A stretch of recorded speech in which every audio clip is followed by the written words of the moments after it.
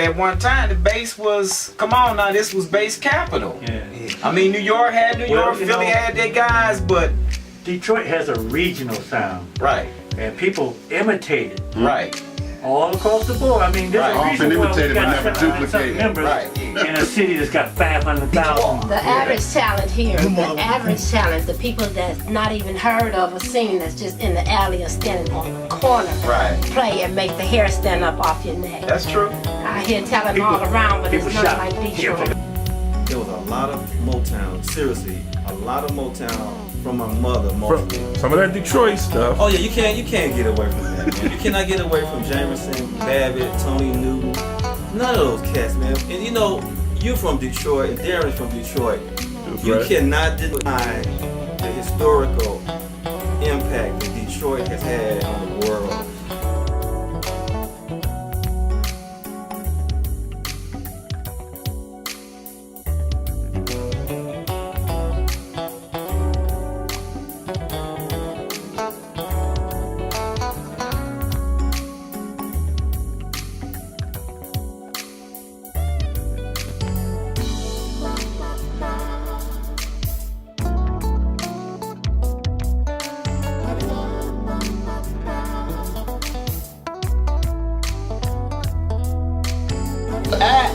I started playing rock first. I didn't start listening to Motown or any of that until probably like 77.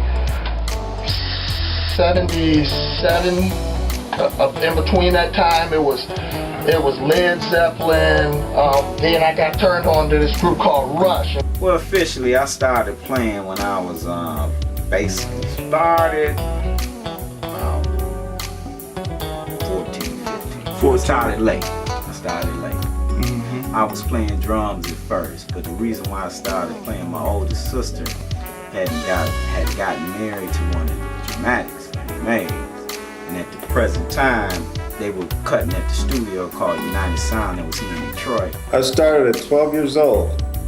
Yeah. And why you pick the bass of all instruments? Well, I wanted to play drums, and my parents wouldn't buy a drum set, so my oldest brother had an acoustic guitar, so he said, why don't you play bass? So I started playing bass, not knowing really what to do with it, but that was the beginning, you know. Probably in 11th or 12th grade of high school before I really started playing bass. I played guitar since I was in 3rd grade and thought I was going to be a guitar player till I heard Ron Carter do something and I said, I'm going to have to play that instrument. I'm 15. You started when you were 15 years old. You want to tell us when that was? Oh yeah, early 60s. Early 60s you started playing? I'm sorry, early 70s, man. I'm making myself old. Born in 55, brother. So you started playing 15 years old. And why did you pick up the bass guitar? Willie Weeks. Willie Weeks with the Donny Hathaway. I started playing bass about 21 years ago, and the reason why I started playing the bass because my bass player kept coming up missing. The bass, 68. I heard Larry Graham say, I'm gonna add some bottom so that the dancer just can't hide, and I said, God, I got it. I was just drawn to bass, you know. I've been hearing music, and somehow, you know, when you grow up and you hear music, you just draw close to an instrument. Bass was it for me. What happened at the time in Dayton, Ohio, this had to be 71, 72 or something. You know, Ohio players had just gotten on the map, and and my brother was friends with all of them. So in our neighborhood, we decided to start a band, and all of us for Christmas said we're gonna get different instruments. One of my boys got drums, the other one got a guitar, I got a bass, and so we just tried to start off a little local band. But at the time, though, like I said, Dayton was really getting on the map with all the rest of our homeboys, Ohio players, Lakeside, Heatwave, Roger Troutman, Ohio players. We all kind of grew up together. Same neighborhood, pretty much. When I was 13, so that would be the 70s. So I'm so old now, I can't even figure out what part of the 70s. But I think I was like about 18. I was playing for a church called Pillar and Grounds Troop, but I wasn't playing bass then. I was playing drums. I was strictly on drums. Drums got stolen out of church. Oh man. At that age, I couldn't buy no more. They wasn't gonna try to buy me none, you know. I was too young to get a lawyer. I ain't had no money. So I ended up like about 2 months later picking up a bass. I started playing in 1969, bro.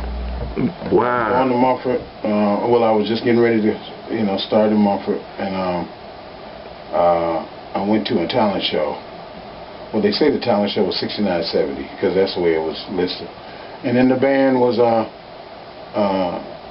Willie Wooten was on keyboard. You had Gene Dunlap on drums. Earl Clue was on guitar. My one and only Reggie McBride was on bass. And in my house, my stepfather is a famous bass player. Will Austin is his name. And I've been in our basement, man. We used to sit on the steps and watch Gloria Lynn, Sonny Stitt, Esther Phillips, Earl Clue later on. They kind of helped him get his break by letting him sit in at Baker's all the time. And I mean, just all of the big people, Marcus Belgraves, all of those guys raised me like, Harold McKinney, like, they was all my uncles, So the thing is, I liked bass, but bass didn't mean nothing to me until I went to school and heard somebody like maybe a little older than me, just a little older, playing something, and he was playing If I Was Your Woman, and Don't Play That Song For Me. And I mean, I was like, man, I got to play bass. So my real father was in Vietnam at the time, and he used to call like every Saturday and ask me, if I wanted something, and then he would make my stepmother go out and get it for me, And I wanted a bass, and I know he was thinking like, damn, he playing bass because of his stepfather.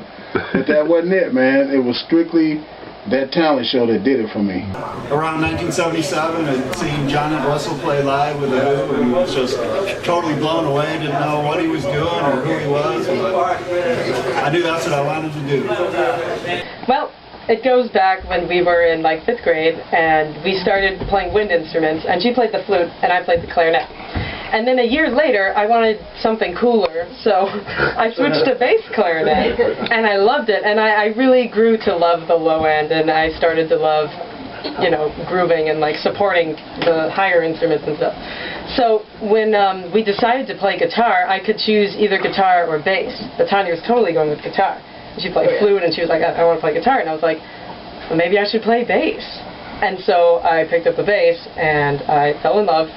And so that is why. About 66, 67. 66, 67, whoa. And why the bass guitar? Because we had a bass player in this band. I was a saxophone player, and he couldn't play Cold Sweat. So I thought somebody could play it. So I bought a Crestwood for $25 from Ronald. Well, anyway, so I decided to play bass, and about a year later, I got with Edwin Starr. I was 16.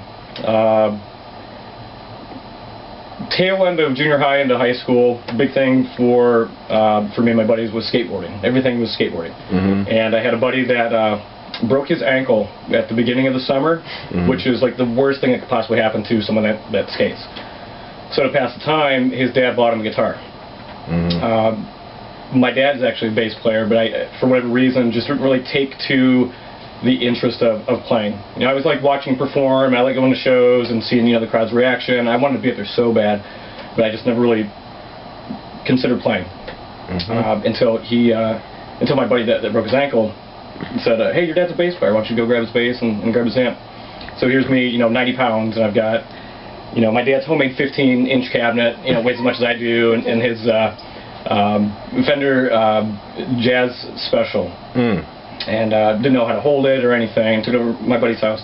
And so, put it in my lap and, took my hand, here, hit this note, and he hit the same note. I'm like, wow, we're playing music. And from that moment on, skateboards went in the closet, and it was on from there. I started off on bass guitar when I was about 15, because about 14 I decided I wanted to be a rock star, and about 15 is when I realized I couldn't sing good enough to pull it off, so I better learn how to play something, on the recommendation from my brother, who's a drummer as well. And so I thought, my brother told me, man, you should play bass. Bass is easy. You know, you could sing and play bass and be in a band. It'll be cool. And I immediately started learning how to play stuff by Rush. And at the age of 12, why inspiration? What was the inspiration to either have a bass call you or you pick it up? Well, I had a natural love for music. My father used to sing. It was just inbred in me, just the love of music. I love to listen to some old school James Brown, Marvin Gaye, all that good stuff. But I also had a cousin. I have a cousin. Ralph. A brother by the name of Ralph Humes. And this brother was a cold. Let me rephrase that. He is a cold bass player. I used to just love to sit back and watch him play. And I would go to his house and visit with him. And he would just throw on an album, some cameos, some Isley Brothers, some Al Jarreau, some Lonnie Liston Smith, and just play it right along with it and hit every note. And then he'd add his own little stuff in there. And I'd sit there in amazement watching him play this stuff. And then when he had to go to work, I would sneak into his bass case and pull that thing out and see if I could do it. Quite naturally, I couldn't. But I kept working at it until I finally learned to play a few notes and just developed a love for it and kept on going. You know what? I started playing guitar probably just like every other 13-year-old boy, you know. You get a guitar, you think it's cool, and you never touch it again. Kind of one of those things. And then I was hanging out with a friend of mine, and he wanted to start a band. Needed a bass player, so I was like, I can play bass, you know. 48 years. I started when I was 13, and I'll be 60 this year. But I didn't get serious until I was about 20. So you started playing it, and what year was it?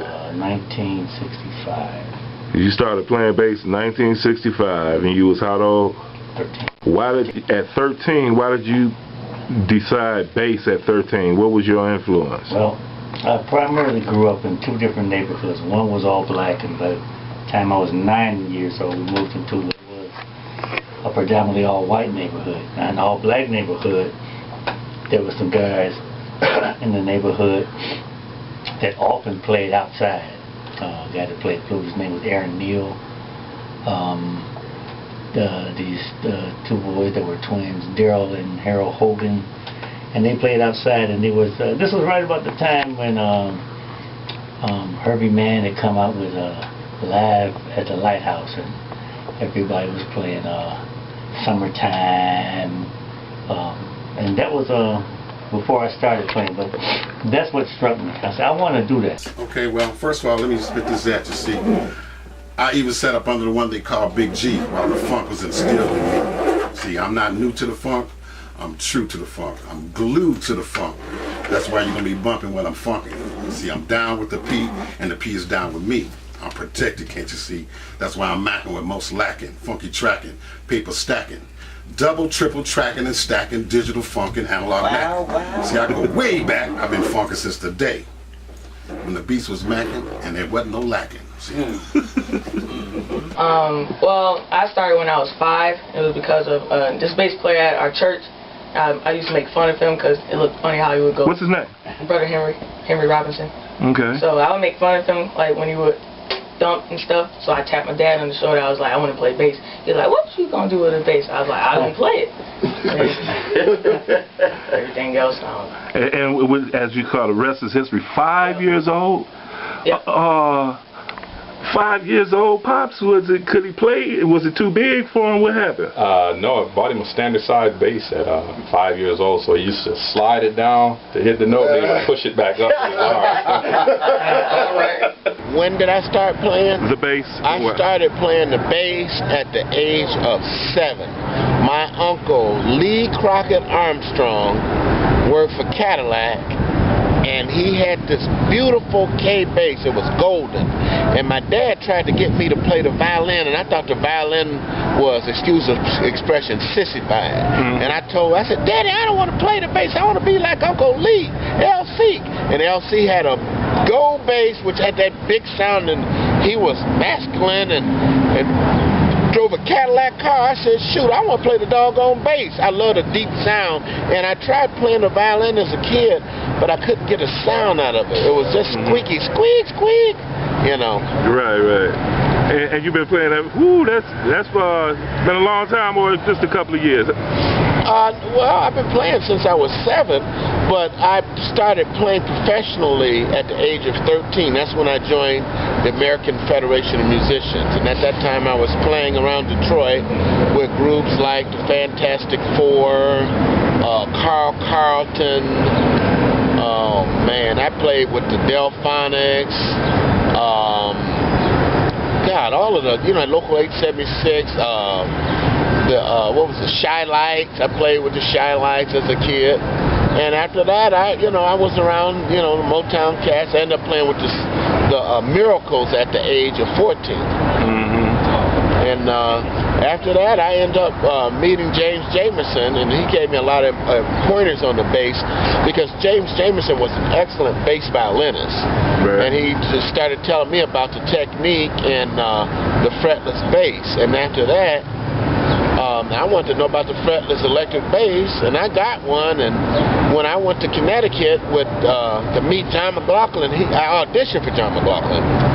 And he was so fascinated by the fretless bass that he gave me the job. And at the same time, it's a true story. There are a lot of people that are living, like Narada Walden and Greg Fell and Sandy Tarano, who were there. And Jaco Pastorius came up, and he didn't get the gig because he didn't have a fretless bass. The only fretless bass at that time was like Fender Precision. And he ripped the frets out of his jazz bass, and that's how I got the gig. But if it wasn't for James Jamerson, I don't think me or Jaco, none of us would have had a fretless bass. Hey, Rick Hicks, pop it.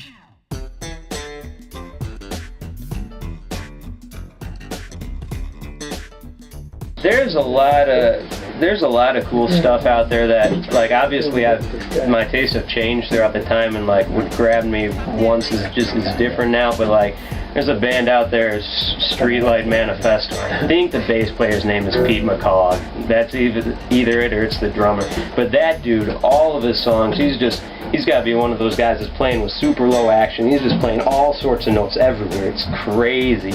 And band Less Than Jake has this guy Roger playing bass for him, and he's just another guy, bunch of notes, and that's what punk ska stuff is. All you do, just play a bunch of notes, play a lot of thirds. It's great. But I was also influenced by a lot of local cats. Mike Fredericks, for one, he was playing there for a couple of years. I just mentioned him. Mike Fredericks, I know Mike Fredericks, and he's a good friend, and he's one of the guys that I was watching playing bass, and I'm like, oh yeah, he's pretty cool. James Simonson came and subbed for a couple weeks, and he was someone that grabbed me like, man, this guy's good. And I went out, caught a couple of gigs of his, and being Brian Rossi too, because he's over there. And just, all Detroit bass players. All Detroit bass players. Like Jaco was the first big player that I liked. Nowadays, like Nathan East is really tight. I'm not into like all the deep cuts. Like, man, I can list off his discography, but man, I love his playing. Watch a video of that dude. That dude's great. Louis Johnson, and not that I played. Like, she made me spit my candy. Not that I play it, but I love it. Who else? I think the guy's name was, I can't remember his name, was Alex Al or something like that. Yeah, that is it. From Detroit. Another Detroit bass player. Yes? Yeah. Man, that cat is bad. Ain't he bad? Yeah, that cat is because it's mellow and whatever. Anyway. Yeah, he's really good. And who else? Proud of him. Man, I can't even think straight. Larry Graham and James Jamerson and Johnny B. Gaydon. Johnny B. Yeah, Johnny B. from Albert Collins. All right. And James Cloyd. Okay. Oh yeah, you got. I got to put James in there. Right. Well, I played blues for a while, so and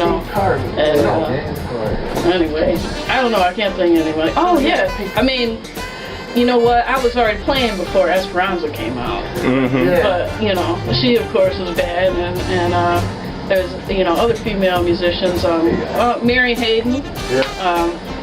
So and it's good because I haven't had a whole lot of female role models.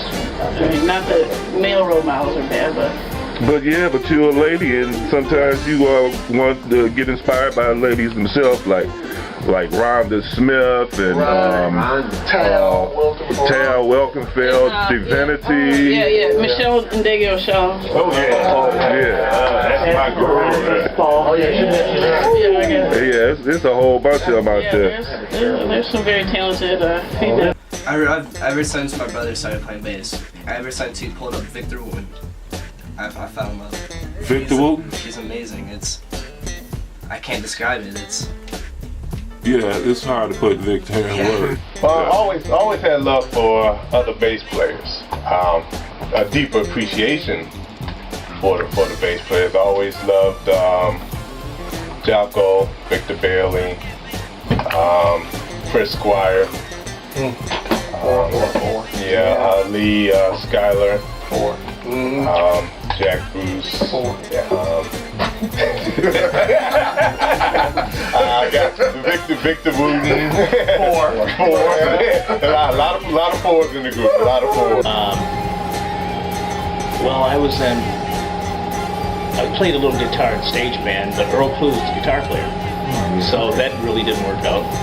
But as bassists, a few bass players I knew growing up in high school, Reggie McBride was one of my favorites. Oh, that's my buddy, man. Yeah. Me and him grew up together. Okay, and you know Reggie. So Reggie really influenced. Another Detroit bass player. Very. Living in from Mumford. LA or somewhere. Yes. Well, Reggie went on to do Mark Griffin and a whole lot of other things. I really liked Yako. Berdine White, we talked about earlier. Of course, I'd be stupid not to say James Jamerson. James Jamerson was the guy. He would do stuff that was totally, if you listen to the old Motown things, it was like anti-approach of the bass. And his son, James Jamerson Jr., Kern Brantley, one of my favorite guys. When I was about, 16, 17, there was a guy named Stanley something. You know what I'm talking about? Stanley Clark. And when I got into jazz, Ron Carter. Another Detroit bass player. That's right, yeah. And Paul Chambers is another Detroit bass player. Actually, he sure is a Detroit bass player. Yeah. And then a couple of years later, when Jocko got some notoriety, I was certainly influenced by him. And I lived in Florida for 6 years, so I got to know him. I got to hang out with him, and that was quite an experience, playing Jocko's bass in his living room and asking him, how do you finger Teen Town? Because I always did it like this. He said, no, man, this is how you do it. I said, that's how you do it. He said, that's how you do it. Good. And boy, who else? The usual suspects, right? Same with me. You just named my two favorite of all are, and I don't care how better they get and if they do flips or anything, but my all-time favorites will always be Jaco Pastorius and living Stanley Clark. I don't know why, but those are my favorites. There was another guy I had kind of heard of, but had never really heard play. And it was about 2 weeks after I started studying with Max on the upright. And there used to be a little club in the Hyatt Regency in Dearborn called DB's. And there was Oscar Peterson with Joe Pass and Niels Henning Orsted Pedersen. And he scared me to death more than anybody ever. And I was so shocked and dismayed when he passed away in 2005. But he was my favorite all-time upright jazz bass player. He was just phenomenal. My jaw dropped. That was a small club, and we were sitting pretty close. And he's just, he's not like intense or anything. He was so smooth and laid back, almost like he wasn't even trying. And the music that came, and he was doing things with, what's his thumb doing up here and this down here with the harmonics and everything. And that was just those three, Oscar and Joe and Niels. Boy, they're all gone now. But that was like the textbook way of playing that kind of jazz. Those guys were just incredible, and thank goodness we have all those recordings. Well, my early influences were when I first started playing were all rock and roll guys. Give me some Felix Peppalardi from the group Mountain, Mel Shackner from Grand Funk Railroad. I can't think of this guy's name. I forget his name. It's not coming to me, but he played with Black Sabbath, the bass player with Black Sabbath, and the bassist with The Who. Those were my very early influences. And then I moved over, of course, to Jamerson and Ray Brown, you know, a great upright player, and Ron Carter. So those were Ron Carter, another Detroit bass player. Detroit bass player. Those were my very, very early influences, and then it moved on from there. You know, the Jocko, Rocco from Tower Power, Stanley, and Jamerson and Chuck Rainey. Then I started moving over into that stuff and getting into all of that. And then I moved over, and my greatest influence, which to this day he won't listen and believe me, was Lamont Johnson. That was my greatest influence playing bass. My man T Money Green, my boy out there, and I love Lamont Johnson. A lot of people don't know, but Lamont was one of my big influences as a kid. I was in this program called Festival of the Performing Arts with Kim Weston, and Lamont was actually one of the instructors there. I don't even know if you remember, but he was a big influence on me and listening to Brainstorm and just growing up around Detroit, being around so many talented musicians, you know, like Bob Hurst and Mr. Ed Pickens. That was another one of my teachers back in the day. Oh my God, Teddy Harris and Bean Bowles, and Earl Van Dyke. So I was just blessed to be around so many talented musicians as a kid growing up in Detroit, and then also Uncle Nate Watts. That's another one of my mentors out of Detroit. So I want to be a mentor to some of these young cats that are coming up and that's trying to get to the next league and make a living out of playing music.